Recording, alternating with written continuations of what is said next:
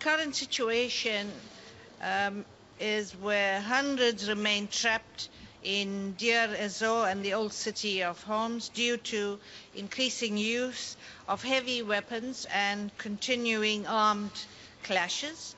And OHCHR and the Independent Commission of Inquiry in Syria have documented serious human rights violations by both the government and opposition forces. What are the violations on the part of government forces?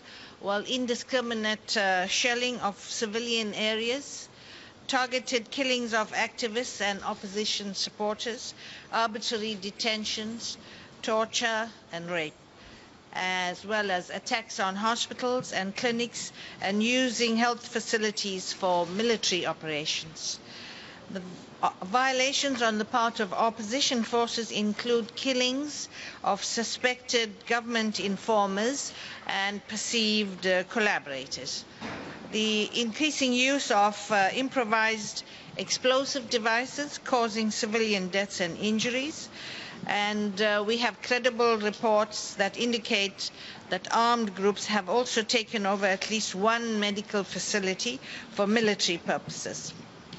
I spoke to the Security Council about the need for accountability for these human rights violations. In my view, both government forces and armed opponents have been involved in actions harming civilians. Those responsible for attacks against civilians must be held accountable.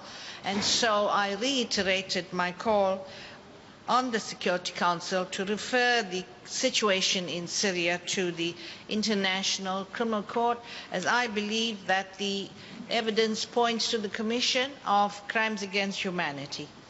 The government of Syria attributes these violations to terrorists.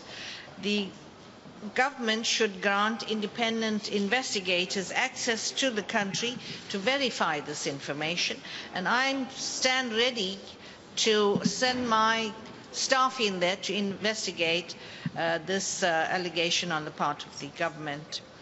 There is a risk of escalation. The provision of arms to the Syrian government and to its opponents is fueling the violence.